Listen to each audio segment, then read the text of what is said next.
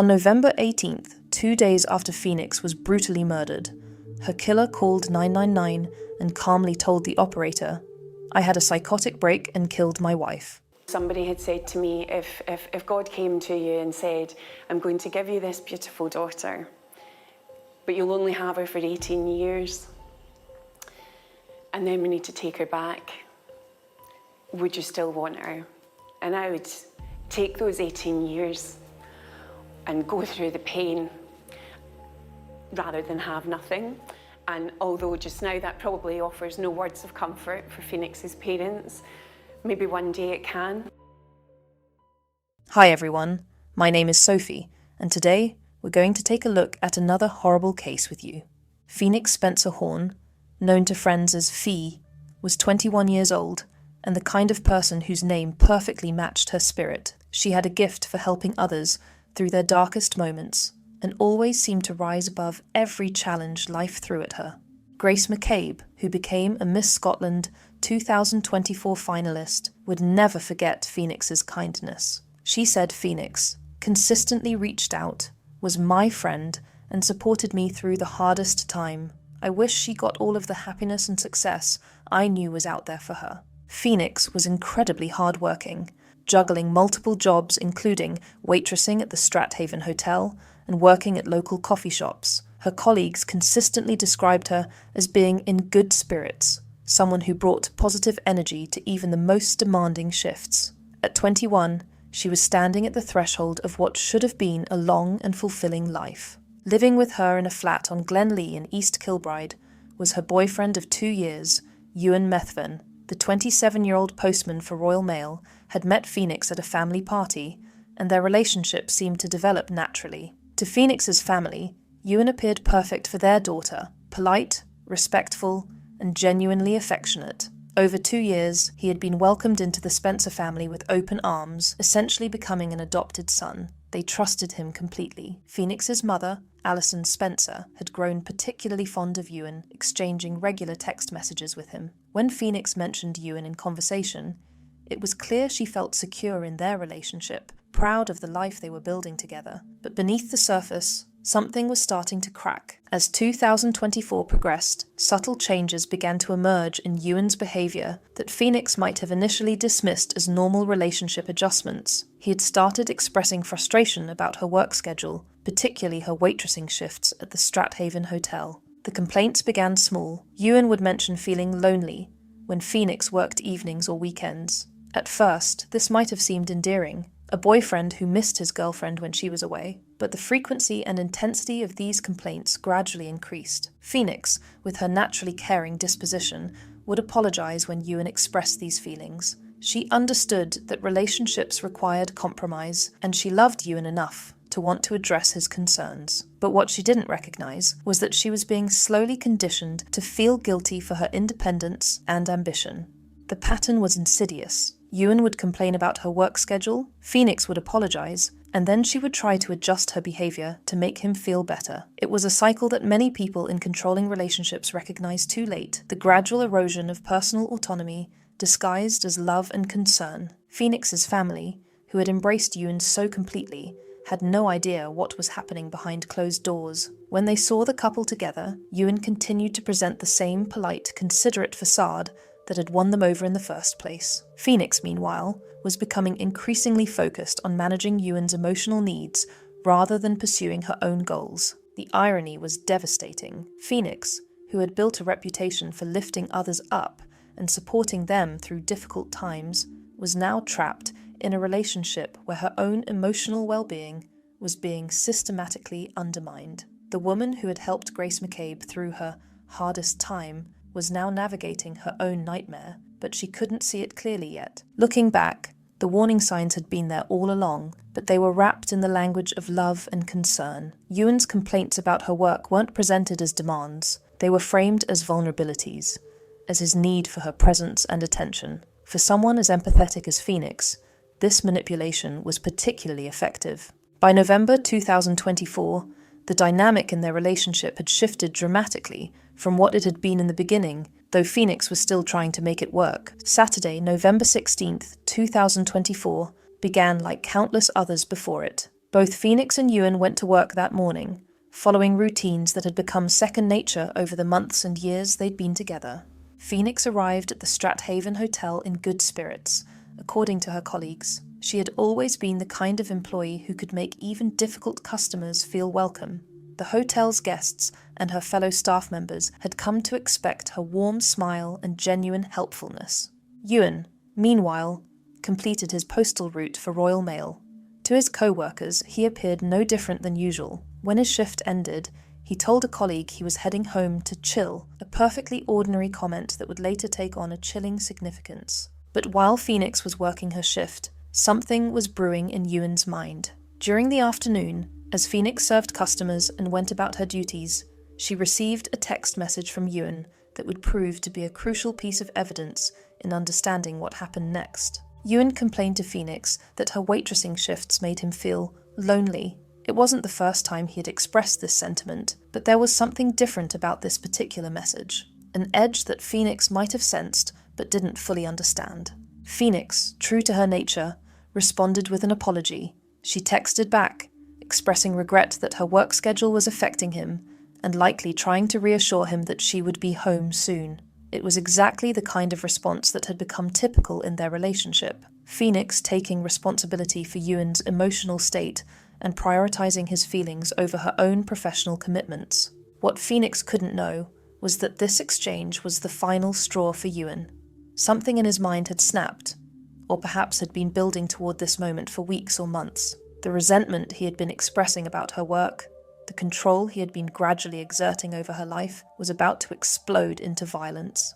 When Phoenix finished her shift and headed home to their flat on Glen Lee, she had no idea she was walking toward her death. The last text message she would ever send to her mother, Alison Spencer, came at 9:37 p.m. She told her mother that she and Euan were at home, eating dinner together. Around 8 p.m, Euan had ordered takeaway food for them. When the delivery driver arrived at their flat, he would later tell police that Euan appeared completely normal, not drunk, not agitated, not under the influence of any substances. This detail would prove crucial later, when Euan tried to claim that drugs and alcohol had caused him to black out and lose control. The evening must have seemed routine to Phoenix. After a day of work, she was home with her boyfriend, sharing a meal and probably looking forward to relaxing together. She likely had no sense that anything was wrong, no indication that the man she loved and trusted was about to become her killer. But around midnight, neighbours in the flat below theirs heard something that would haunt them forever. The downstairs neighbours had grown accustomed to the normal sounds of life from the flat above. Footsteps, conversation, the ordinary rhythms of a young couple living their lives. But what they heard around midnight on November 16th was different. There was a loud noise, followed by what they described as hurried footsteps and increased activity. What they were actually hearing was Phoenix fighting for her life. Euan had attacked Phoenix with not one, not two, but 3 different knives. The assault was savage and sustained. He stabbed her 20 times, with 10 of those wounds concentrated on her face. The fatal wound was a deep stab to her chest that pierced vital organs and ensured she would not survive. But the stabbing wasn't the only violence Phoenix endured in her final moments. Euan also strangled her, using his hands to compress her neck while she struggled against him. The combination of strangulation and multiple stab wounds painted a picture of an attack that was both frenzied and methodical. Pathologists would later determine that Phoenix may have initially been attacked in the bathroom before being dragged into the hallway, though a bloodied knife was also found in the bedroom. This suggested that the violence had moved through multiple rooms of their home, with Phoenix possibly trying to escape her attacker before being overpowered. The app on Euan's phone that tracked his physical activity recorded a spike in movement during this time period, corroborating the neighbour's account of increased activity in the flat. This digital evidence would later prove crucial in establishing the timeline of the murder. For Phoenix, who had spent her life helping others and spreading kindness wherever she went, the final moments were filled with unimaginable terror. The man she loved, the man her family had welcomed as a son, the man she had apologized to just hours earlier for working too much, was systematically destroying her. The Phoenix who had reached out to support Grace McCabe during her darkest times, who had brought good spirits to every workplace, who had been looking forward to building a future, was gone. The silence that followed the attack was absolute. But for Euan Methven, the violence was only the beginning. What he did next would reveal the true depth of his depravity and the calculated nature of his mind. What Euan Methven did in the hours immediately following Phoenix's murder defied comprehension and revealed a level of callousness that even hardened investigators found difficult to process. After killing Phoenix, Euan made the decision to decapitate her body. Using the same knives he had used to stab her, he severed her head from her body in what prosecutors described as an attempt to defeat the ends of justice. But the mutilation didn't stop there. Euan attempted to dismember Phoenix's body further, trying to remove her limbs and torso with knives. The prosecution would later describe how he tried to sever her torso, right wrist and ankle from her body. When police eventually discovered Phoenix's remains, they found her mutilated and decapitated body hidden under a towel in the hallway of their flat. The scene was so horrific that even seasoned police officers who had seen the worst of human nature were deeply disturbed by what they found. 2 blood-stained knives lay beside Phoenix's body, with a third discarded in the bedroom. Blood was spattered throughout multiple rooms of the flat, telling the story of violence that had moved through their shared home. But perhaps the most chilling aspect of Euan's behaviour was what he did while Phoenix's mutilated remains lay in their home.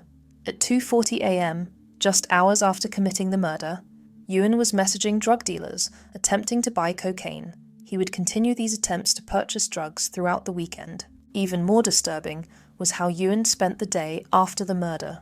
Forensic analysis of his phone and computer would reveal that on November 17th, from approximately 8 a.m. until 6:30 p.m., Euan accessed pornographic websites 170 times, while Phoenix's decapitated body lay hidden under a towel just meters away. Her killer was spending over 10 hours viewing pornography. The juxtaposition was stomach-turning. A young woman who had been described as beautiful, kind, and full of life reduced to a concealed corpse, while her murderer satisfied his basest impulses in the same space where he had destroyed her. But Euan's actions weren't just about drugs and pornography. He was also implementing a calculated plan to buy himself time and deflect suspicion, and the cruelest part of this plan involved Phoenix's mother. Alison Spencer had always maintained close contact with her daughter. The regular text messages between mother and daughter were a source of comfort for both women, a way of staying connected despite Phoenix's busy work schedule and independent life. So when Alison tried to reach Phoenix on the morning of November 17th and didn't receive an immediate response, she might not have been immediately concerned. Young people sometimes sleep in on Sundays, after all, and Phoenix had mentioned the night before that she and Euan were having dinner together. But what Alison didn't know was that the responses she began receiving weren't from Phoenix at all. They were from her killer. Using Phoenix's phone, Euan began an elaborate and heartless deception. When Alison texted to check on her daughter, Euan responded, claiming that the couple had been drinking and that Phoenix was still sleeping. "Hey, Fee isn't up yet. I'll get her to text you when she is. X," he wrote, perfectly mimicking the casual, loving tone Phoenix would use with her mother. In the UK, adding an X at the end of a message is a common way of showing affection, much like sending a little kiss, and it was something Phoenix often did when texting her mum. Later, still using Phoenix's phone, Euan sent another message to Alison. "Hey, sorry, I've just woken up. XXX." The message was designed to sound exactly like something Phoenix would send, complete with the casual language and multiple X's that indicated affection. Alison had no reason to doubt that the messages were coming from her daughter. The tone was right, the language was familiar, and there was nothing to suggest that anything was wrong. She was being manipulated by a man she had welcomed into her family, a man she had trusted with her daughter's life and happiness. Meanwhile, Euan was also spending the weekend driving around East Kilbride in Phoenix's red Vauxhall Corsa, scrolling through her phone and continuing his attempts to purchase cocaine. The weekend stretched on, with Alison believing her daughter was alive and well, while Phoenix's mutilated body remained hidden in the flat. Euan continued to send reassuring messages, maintaining the fiction that everything was normal while living in the aftermath of unspeakable violence. But by Monday, November 18th, the deception was becoming harder to maintain. Monday morning brought a reality that Euan could no longer manage. Phoenix was scheduled to work, and her absence would be noticed. Unlike family members who might accept explanations about sleeping in or feeling unwell, Phoenix's employers and colleagues would expect her to show up or call in if she couldn't make her shift. Phoenix was known for her reliability. When she failed to appear for work and couldn't be contacted, her colleagues immediately knew something was wrong. The weight of maintaining his lies, combined with the reality of living in a flat with Phoenix's remains, was becoming unbearable, even for someone as cold and calculating as Euan had proven himself to be. Throughout the morning, he continued trying to buy drugs, possibly seeking some form of escape from the nightmare he had created. Finally, at midday on November 18th, Euan made the phone call that would end his charade forever. He dialed 999 and told the emergency operator, "I had a psychotic break and killed my wife." The words came out in a rush, as if they had been building pressure inside him all weekend. But even in this moment of confession, Euan was still lying. He told the operator that he and Phoenix had been messing about when the violence occurred, and that he had been taking steroids and cocaine, which he believed might have been spiked with other substances. It was fucking horrible, he said, as if he were the victim of what had happened rather than the perpetrator. When asked to describe what he had found, Euan said Phoenix's body was in the hall with a knife beside her. He claimed he had been trying to muster up the courage to call emergency services, suggesting that he had been struggling with guilt, rather than simply trying to cover up his crime. But perhaps most revealing was what Euan said when he was transferred to a senior police officer. "I just want to go to jail." He added, "I'm not violent. I have been out my face. I can't remember what happened. I have been driving about all weekend." These statements were crucial because they showed Euan's continued attempts to minimize his responsibility and create a narrative that might generate sympathy. He wanted people to believe that he was a non-violent person who had suffered some kind of breakdown rather than someone who had methodically planned and executed a horrific murder. When police arrived at the flat on Glenlee, they found a scene that would stay with them for the rest of their careers. The police officers who responded to Euan's 999 call thought they were prepared for what they might find. They had heard his confession, they knew a young woman was dead, and they understood they were walking into a crime scene. But nothing could have prepared them for the reality of what Euan had done to Phoenix. Phoenix's mutilated and decapitated body was found hidden under a towel in the hallway of the flat she had shared with the man who killed her. The sight was so disturbing even for experienced officers. When officers placed Euan under arrest, his demeanor was described as eerily calm. This wasn't the behavior of someone experiencing remorse or horror at what they had done. It was the response of someone who had been living with the reality of his actions for 2 days and had come to terms with the consequences. Euan's words to the arresting officers revealed the calculated nature of his actions. "I could not stay here with her like that. I tried to dismember her. I moved her from the bath and put her there." These weren't the words of someone who had suffered a psychotic break or lost control. They were the statements of someone who had been actively trying to destroy evidence and cover up his crime. But while Phoenix's life had ended, the investigation into her death was just beginning. As investigators examined the evidence, every claim Euan had made about November 16th fell apart. Forensic analysis revealed his searches, drug contacts, and calculated texts to Alison. Clear signs he was lucid and in control. A delivery driver testified he seemed completely normal that night, not impaired. His phone's activity tracker confirmed movement around midnight, matching neighbours' reports. The fake messages to Alison were the most chilling, showing how carefully he mimicked Phoenix's voice to deceive her. With no criminal record and a seemingly ordinary life, the brutality of his actions was almost impossible to comprehend. How could someone with no history of violence commit such an extreme act of brutality against someone he claimed to love? The answer lay not in external factors like drugs or alcohol, but in the gradual erosion of respect and control that had been building in their relationship over time. Until now, Phoenix's mom has no idea what happened to her daughter.